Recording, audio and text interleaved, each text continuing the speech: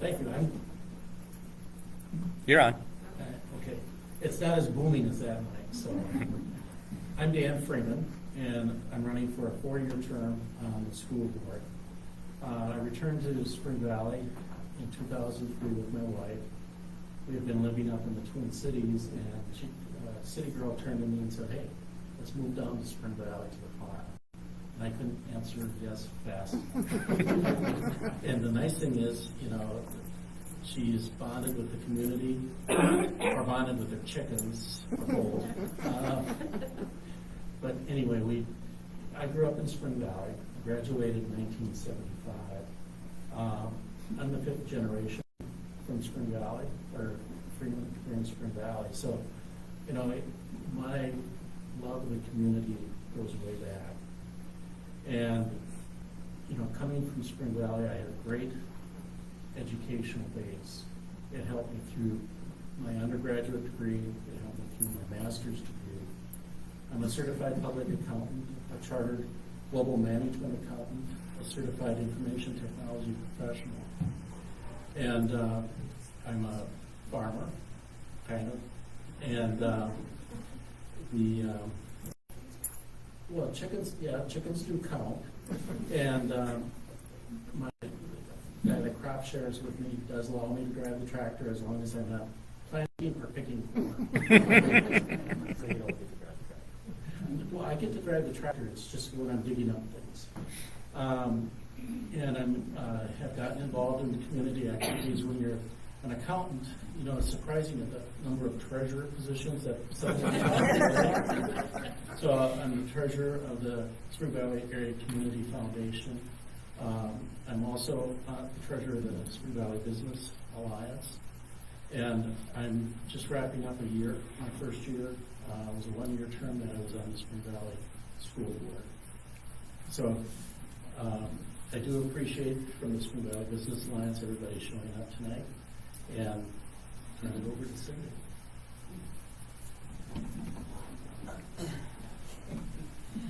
I'm going to have you. What all do you want in this question?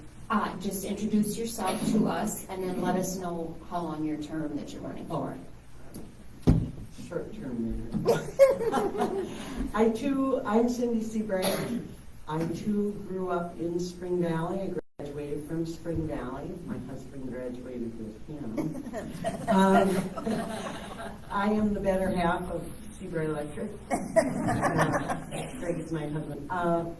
Like I said, I was born and raised here, graduated here. I worked at the hospital for 13 years and went to Mayo for a while, came back to the hospital, back to Mayo, then to Austin.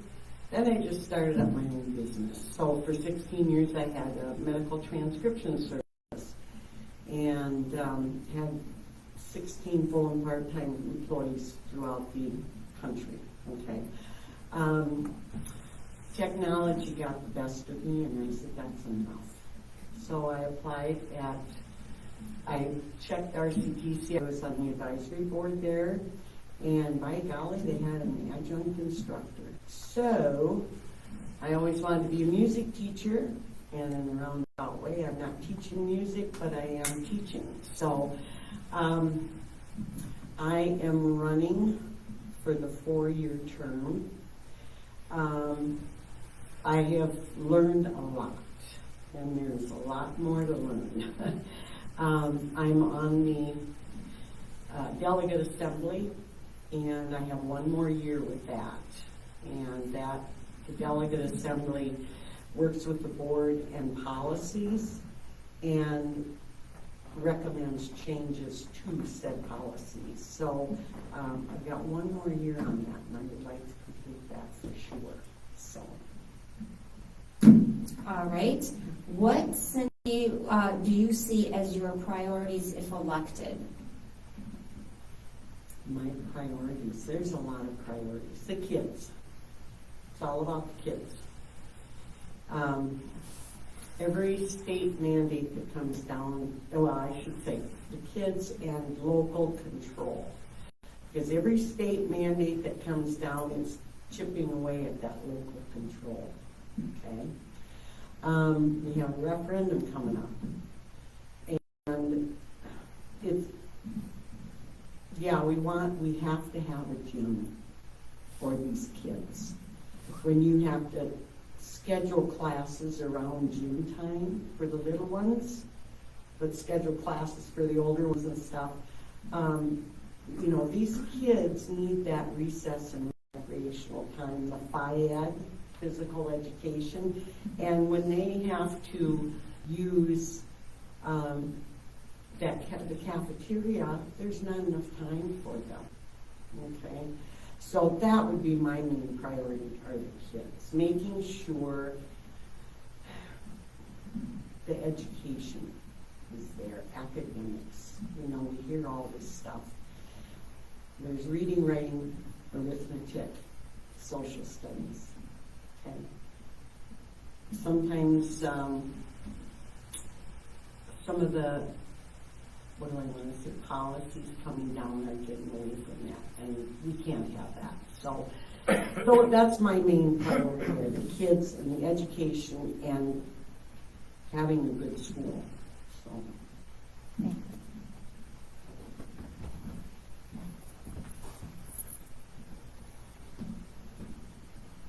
I think Cindy said it best about the mandates coming out of St. Paul.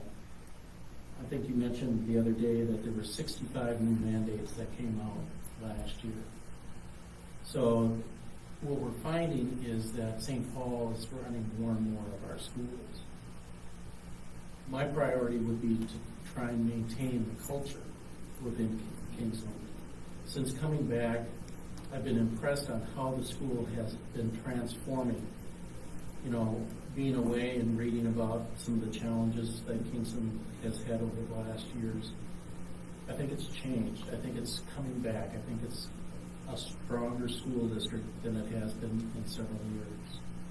And I want to see that maintained. And we have to navigate through those mandates out of St. Paul to make sure Kingsland remains Kingsland and grows as our community grows. The thing that we do control is how well and how good of an education that we do provide these kids. St. Paul has a base level of what you're supposed to maintain. It's up to us to give the quality. And on the school board, you know, we provide direction to the superintendent and lay out our expectations to the superintendent of what we expect the students to do in test scores and maintain, you know, get the strong culture. And that would be probably my top priority. All right, so what do you see as the main challenges of the Kingsland School District over the next 2 to 4 years, and how will you address them? Well, certainly the bonding issue will dictate a lot. The results. Sorry about that. The bonding issue, the results will dictate have a significant impact on our priorities. You know, we've been working hard advocating for its passage or informing the community. And for the most part, the community has been responding positively. But until the last vote is cast on November 5th, it's hard to make any predictions.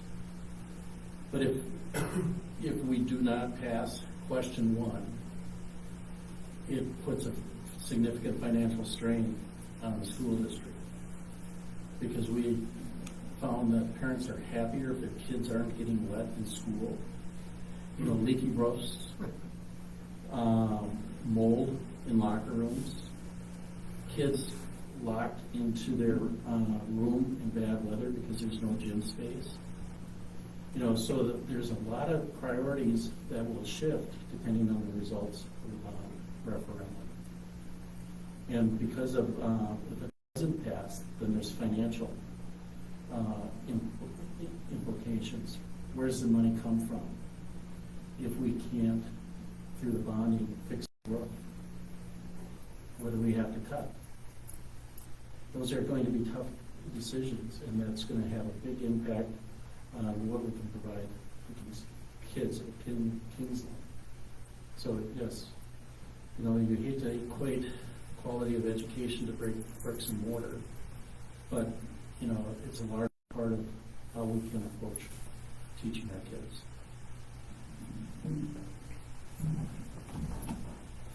I think I remember. Dan is much better versed as far as the referendum goes, but he's like, if we don't have a school, this is going to be the hardest thing. If we don't have a school, we don't have a grocery store, we don't have a car dealership. And as I mentioned with these mandates, okay, when the money runs out from the state with those and they tell us to continue that mandate, then what? But we have to have a school. And just the maintenance of the school. Do you realize those locker rooms were there when Dan was in school? When I was in school, okay? That's a long time, and something needs to be done. So not only the referendum and the bonding, I will say I am glad we are in a small town. Okay, we have excellent teachers, and I think Scott has been doing a great job. Once he had the reins, so to speak, he has good ideas, very knowledgeable, and open. So if anyone needed to talk to him or anything, he is open to ideas. But our main goal is the quality education, maintaining the school, which, in my opinion, too, will encourage others to come here. Okay? So we've already seen a little bit of, I think, increase, but I think it would be, I don't know how to say it, the school, just the building proper and expanding it so that the kids, it's all about the kids, have their space. We'll have you expand a little bit on this one. The voters in the Kingsland School District will be voting on 2 referendums. We know that number 1, a building maintenance improvements referendum must pass in order for number 2, the adding and remodeling of space, to pass. Granted, there are enough votes for that. What would your plan be if referendum number 1 does not pass? We don't get anything. We're screwed. That's all I'm going to say. We're screwed. Thanks for that expansion.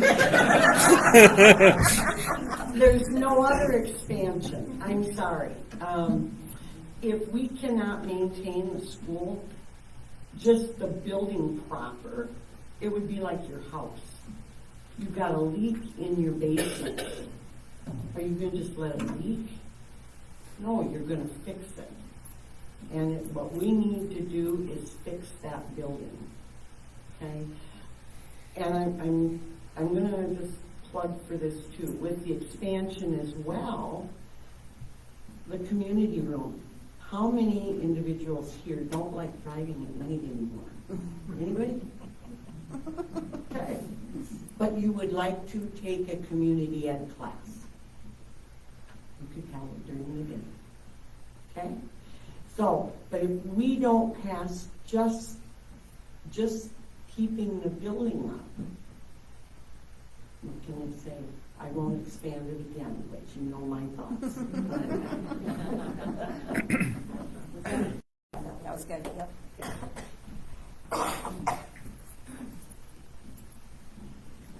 Well, Cindy, I think, pretty much nailed it. It really comes down to 2 options. We go back to the voters with another referendum, and with building costs and materials going up 7 to 10% a year, the $8.9 million becomes 9.5 million to do the same thing next year. And it compounds after that. So, and does Kingsland have enough room in its budget to make those repairs on the flat roofs? No. So we don't want to end up like some of the school districts over by Austin. They have rain gutters in the rooms because they have leaks. And so the rain gutters, channel the water down the buckets. Because the residents won't pass referendums. Fortunately, we're not in that situation yet, but I don't want to see us in that type of situation. And so that's part of the reason why we came up with one that we think is affordable, that is workable for the farmers as well as the residents within Spring Valley. Doing a bond wrap keeps everything at the same level going forward. State of Minnesota is picking up $8 million of this bonding bill. So to us, that's the key. I don't know if we really have a plan B other than revisiting bonding it. And what's happened in prior years is when they didn't pass, they kept reducing the bonding request, and then they started cutting corners. And that's why we have roofs that are in need of replacing now, because they put in 15-year roofs. Well, we want to put in a roof that outlasts the bond. We want to put in a flat roof, true, but it would be 30, 40-year roof. Some of them say they can guarantee it up to 50 years.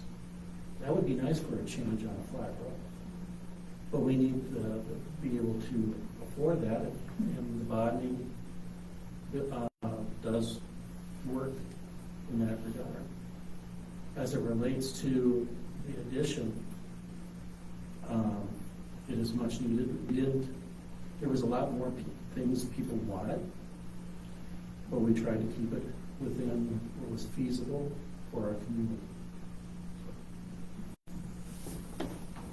You can hang on. The last question, you should know that. The last thing is, and if you would like, you can expand, is there anything else you would like to say to the public that was not covered here tonight? Well, it's so open-ended. Right.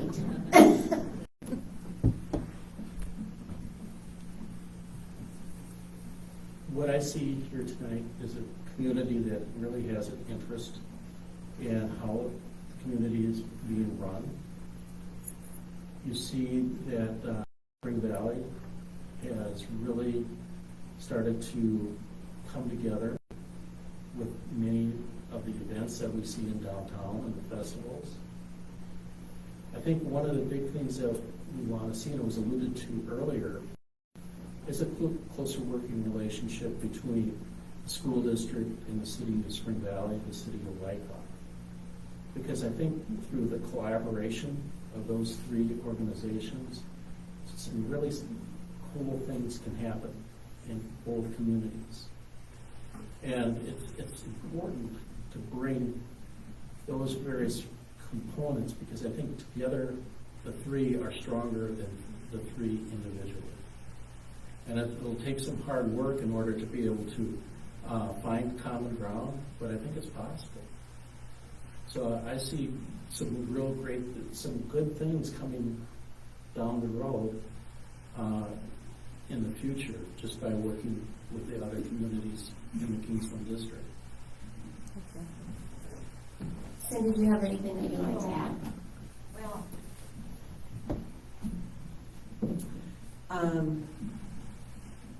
I ran when this COVID, I decided to run when this COVID stuff hit, and I started paying attention to our legislators and Congress and things like that. And that's when I thought, I've got to run, and we gotta do something here. But it's a real eye-opener. I will admit, I think it's run backwards. Government, but big eye-opener. We talk about discipline, we talk about this and that. It's not the board the hands are tied. That's why I got on the delegate assembly, so I could try and get some of that stuff changed. I do agree, working with the city, you know, there's things we can do using buses and whatever. I think we have a really good board right now, and we're able to discuss things and get new ideas, and I don't know, I've enjoyed it, and I would like to do one more term. Again, we have a good board, we have an excellent school.